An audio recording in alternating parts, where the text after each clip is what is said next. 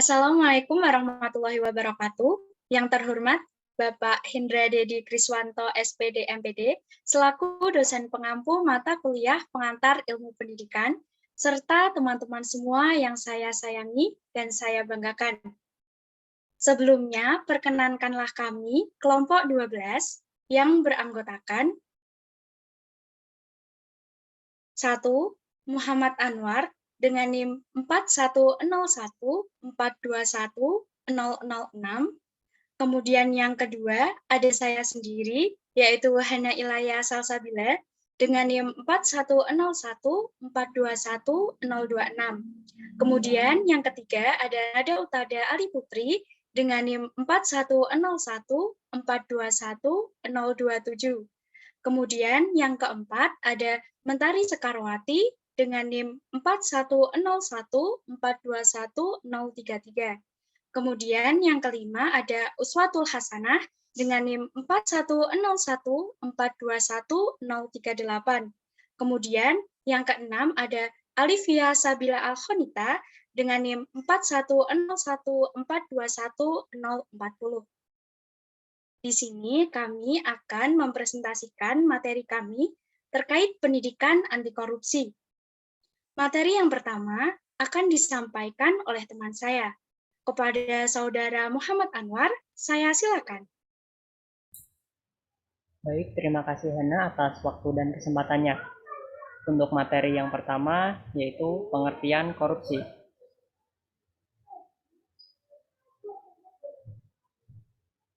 Tindak korupsi merupakan salah satu tindak kejahatan yang sangat marak dan meresahkan bagi masyarakat dan negara ini. Menurut Undang-Undang Nomor 20 pada tahun 2001, secara singkatnya, korupsi atau seorang koruptor merupakan suatu tindakan dari seseorang yang telah melakukan perbuatan kriminal, di mana dia telah menyalahgunakan kewenangannya dan jabatannya guna untuk kepentingan dirinya sendiri dan juga memperkaya dirinya sendiri. Next.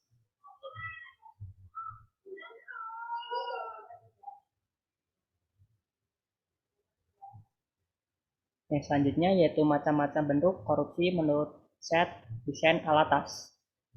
Menurut Syed Hussein Alatas, macam-macam bentuk korupsi dapat dibedakan menjadi 7. Yang pertama yaitu korupsi transaktif. Korupsi transaktif yaitu bentuk korupsi yang berupa kerjasama dari dua belah pihak atau lebih untuk mencapai sebuah kesepakatan timbal balik antara kedua belah pihak untuk mendapatkan keuntungan.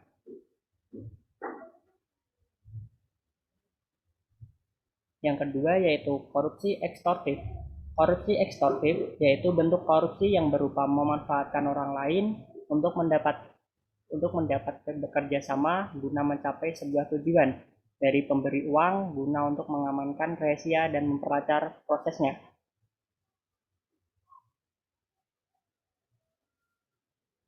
Yang ketiga yaitu korupsi investif.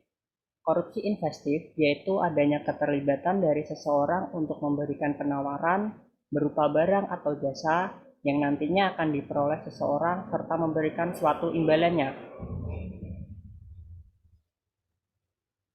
Yang keempat yaitu korupsi nepotistik, yaitu sebuah bentuk korupsi yang berupa tindakan dan perlakuan khusus dan berbeda pada seseorang yang dirasa lebih punya hubungan dekat dengannya, sehingga dapat menyebabkan penyimpangan terhadap norma kesosialan.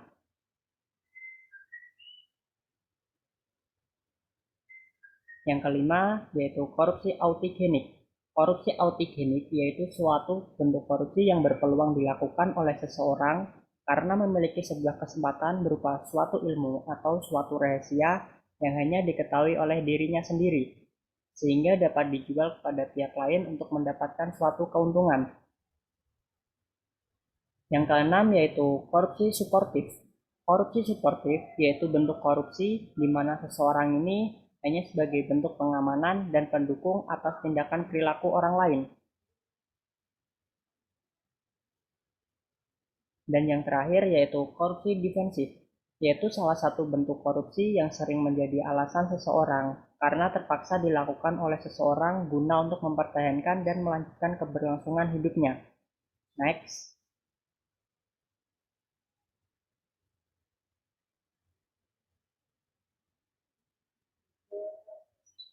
Yang selanjutnya yaitu materi jenis-jenis korupsi. Ada seorang ahli bernama Kurniawan dan kawan-kawannya pada tahun 2006 mengemukakan pendapatnya mengenai pembagian jenis korupsi berdasarkan pada sifatnya, yaitu yang pertama adalah korupsi individual. Korupsi ini merupakan sebuah implikasi dari sebuah wujud di mana seseorang individu tersebut merasakan bahwa kebutuhan hidupnya sampai saat ini belum juga dapat terpenuhi, sehingga ia merasa korupsi merupakan salah satu jalan terbaik dan satu-satunya yang dapat ia lakukan, serta juga adanya sebuah dorongan dari dirinya sendiri untuk atau orang terdekatnya untuk melakukan kecurangan guna memperkaya dirinya sendiri. Yang kedua yaitu korupsi keterlembagaan. Korupsi ini merupakan sebuah implikasi dari sebuah wujud di mana terdapat suatu lembaga atau birokrasi yang ada pada masyarakat di mana telah sekian lama dan telah menjalar ke semua anggota lembaga tersebut. Sehingga dapat menjadikan sebuah pemikiran di mana tindakan mereka ini sudahlah lumrah dan terbiasa melakukan. Akibatnya korupsi ini sedikit sulit untuk dapat ditangani karena sudah menjalarnya penyakit korupsi ini pada semua individu pada lembaga tersebut. Yang ketiga yaitu korupsi politis. Korupsi ini merupakan sebuah implikasi dari sebuah wujud di mana adanya suatu badan politik dalam negeri yang telah salah dalam memanfaatkan jabatannya dan kewenangannya karena untuk dapat menyenangkan dirinya saja. Next.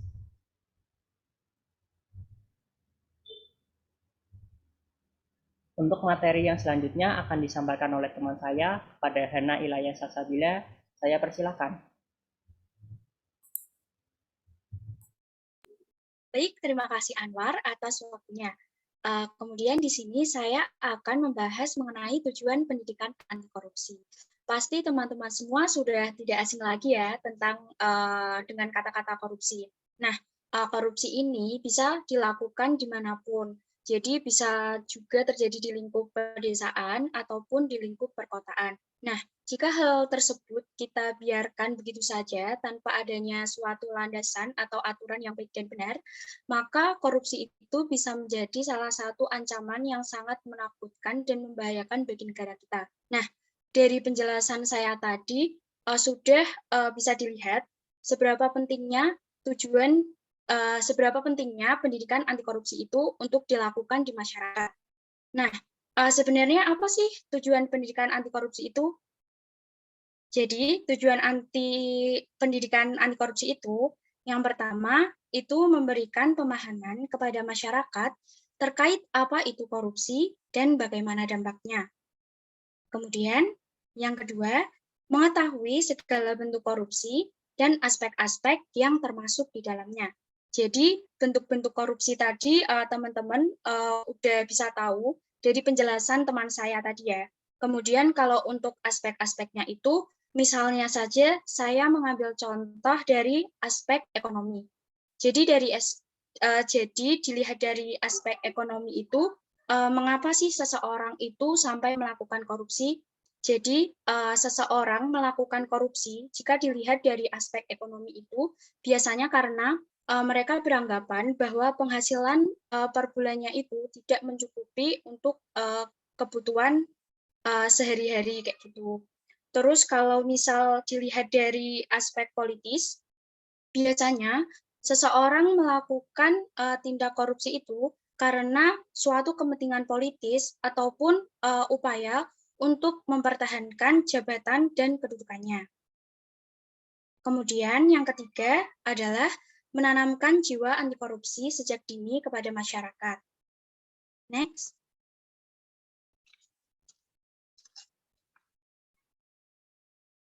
Kemudian di sini kita akan membahas mengenai nilai-nilai anti korupsi. Nilai-nilai anti korupsi yang pertama adalah kejujuran. Nah, kejujuran ini itu memiliki arti perbuatan yang dilakukan sesuai dengan kenyataannya.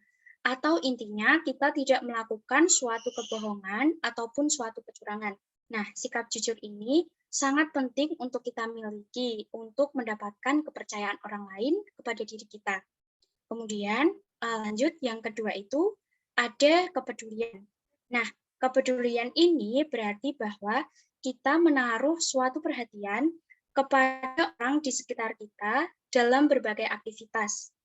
Kemudian selanjutnya ada kemandirian.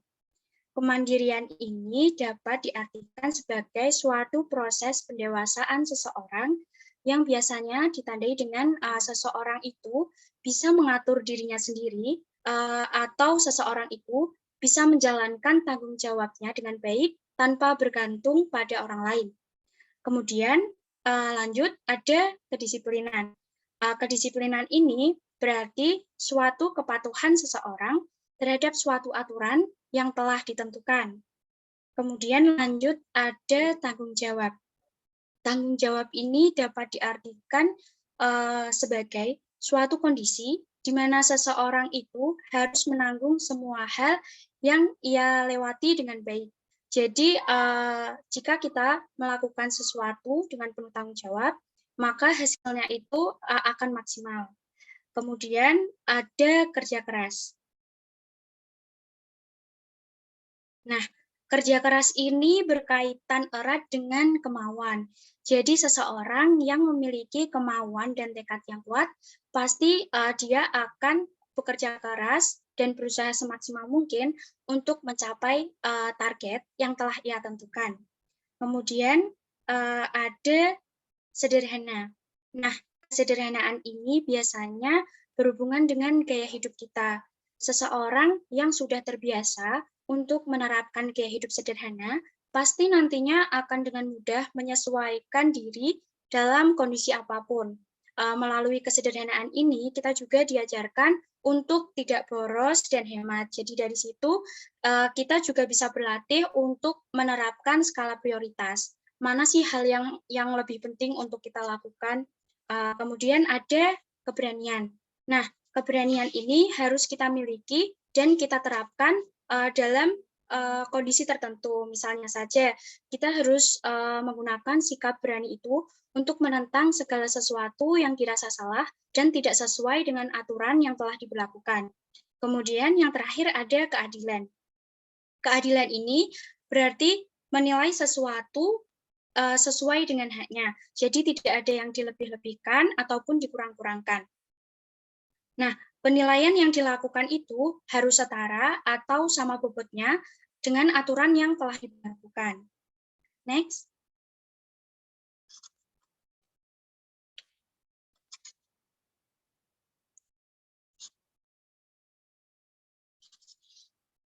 Kemudian, materi selanjutnya akan disampaikan oleh teman saya.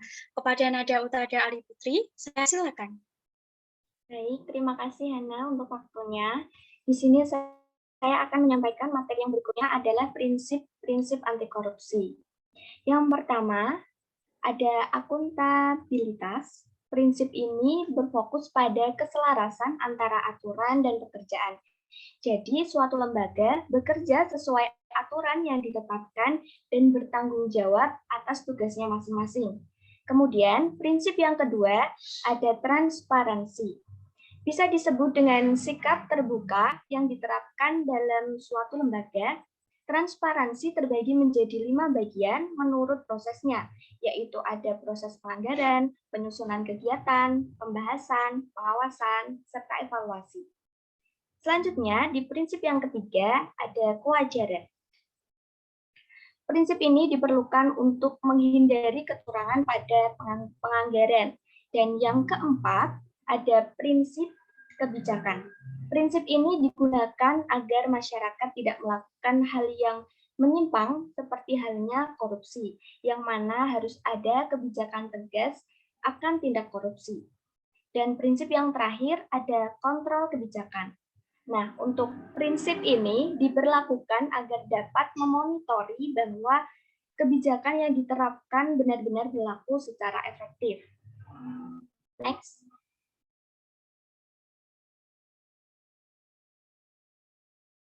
Kemudian ada tindak pidana korupsi. Tindak pidana korupsi yang pertama ada delik korupsi dalam Kitab Undang-Undang Hukum Pidana, kemudian Yang kedua ada Peraturan Pemberantasan Korupsi Penguasaan Perang Pusat nomor PRT per Perpu nomor 13 tahun 1950. Dan yang ketiga ada Undang-Undang nomor 24 tahun 1960 tentang tindak pidana korupsi. Dan yang keempat ada Undang-Undang nomor 3 tahun 1971 tentang pemberantasan tindak pidana korupsi.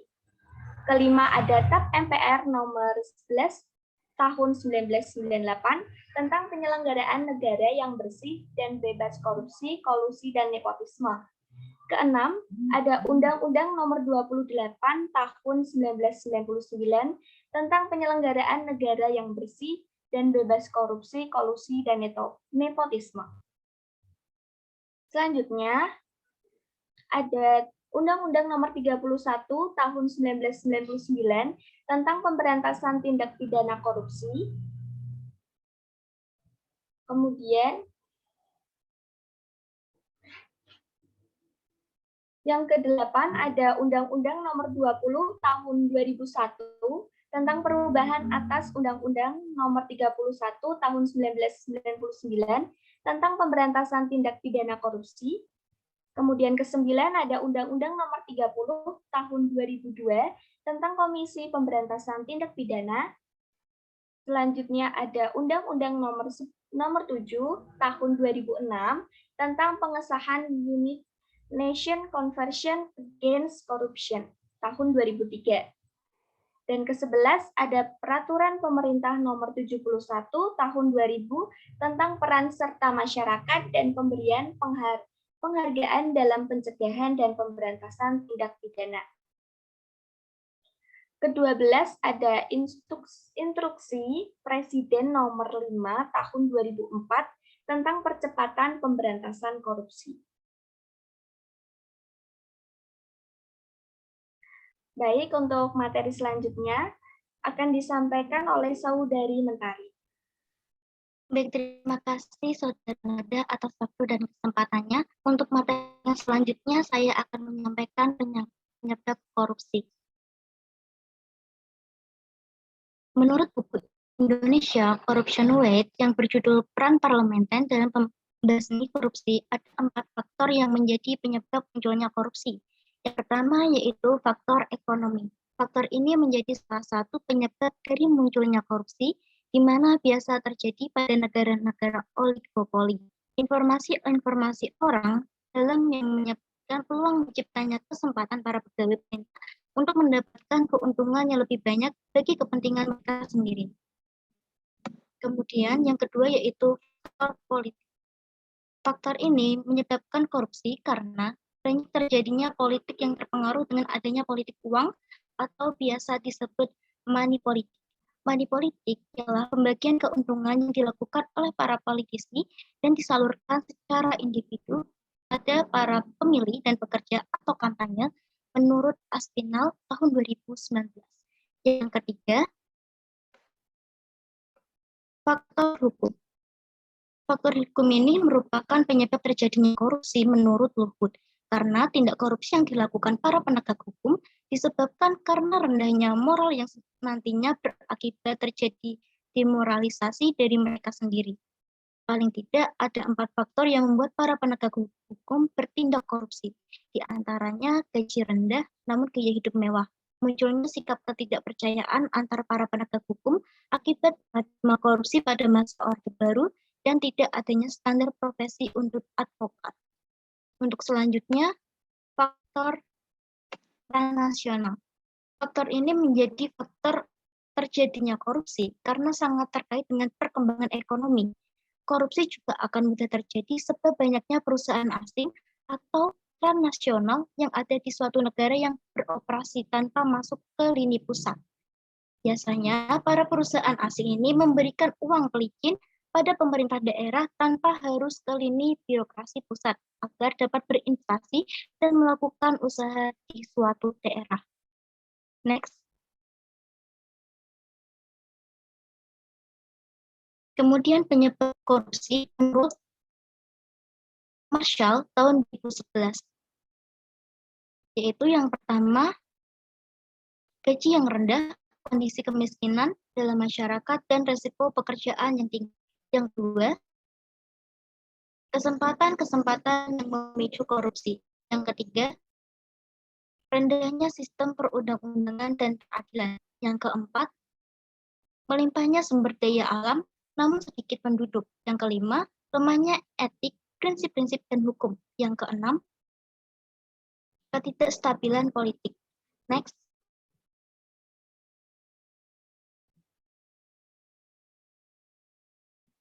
Selanjutnya yaitu dampak dari korupsi. Menurut Klitgard, yaitu yang pertama, korupsi telah merusak efisien kepemerintahan. Yang kedua, merusak sistem penilaian dalam dunia pekerjaan. Yang ketiga, muncul kondisi ketidakpercayaan pada tingkat pemerintahan serta memengaruhi falsafah sosial di Afrika. Untuk materi selanjutnya akan dibacakan oleh Uswatul. Kepada Uswatul, saya persilahkan.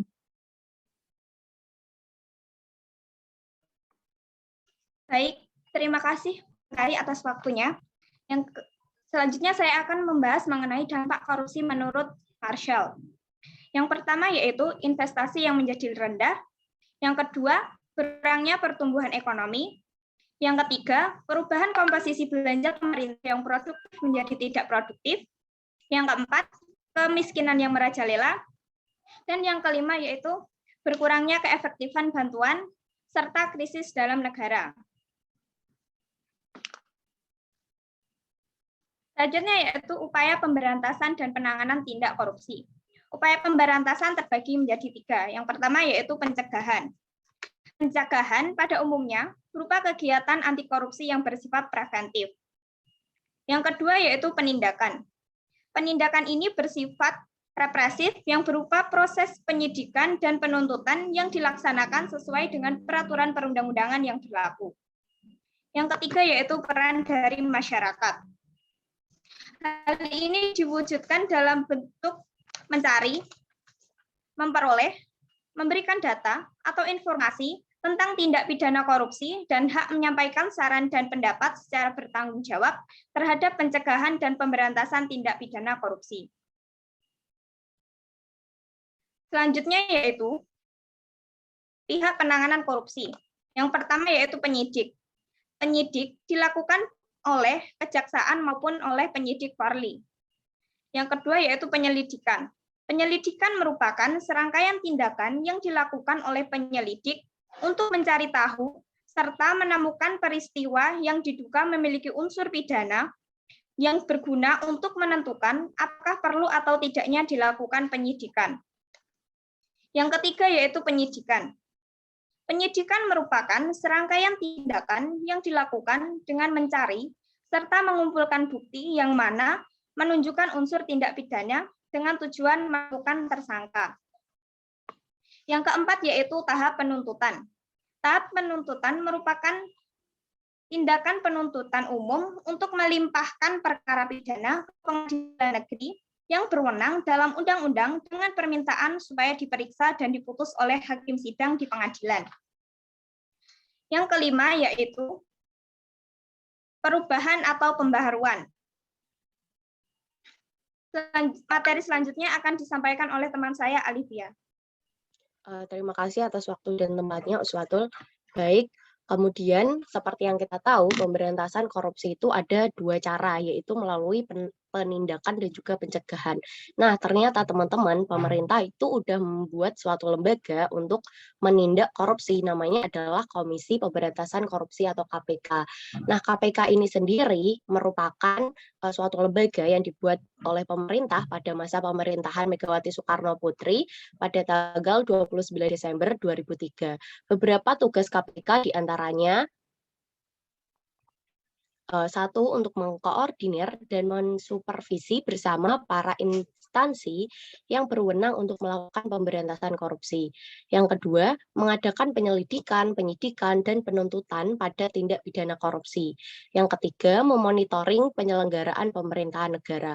Selain itu, KPK juga memiliki kewenangan. Salah satunya adalah menentukan sistem pelaporan, pendataan informasi, mengadakan penyelidikan, dan lain-lain. Selanjutnya, kemudian ada salah satu peran mahasiswa. Di sini peran mahasiswa adalah suatu bentuk pencegahan dari korupsi itu sendiri. Peran mahasiswa dalam upaya pencegahan tindak pidana korupsi yang pertama adalah menciptakan lingkungan kampus yang terbebas dari korupsi.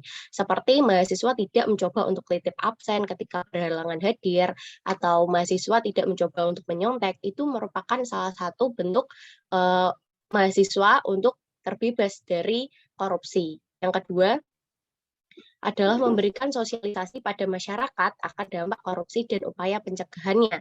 Salah satunya dengan melakukan webinar ataupun melalui UKM-UKM yang akan nanti disosialisasikan pada masyarakat. Yang ketiga, mahasiswa menjadi alat pengontrol kebijakan pemerintah. Jadi mahasiswa itu ketika ada kebijakan dari pemerintah, mahasiswa bisa menerima ataupun menolak jika kebijakan itu dirasa kurang sreg dengan masyarakat. Next, selanjutnya.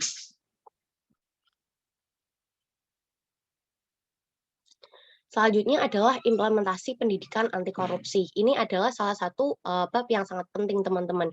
Karena menurut Gofor pada bukunya Persepsi, Hukum, dan Etika, beliau mengungkapkan ada 3 implementasi pendidikan anti korupsi.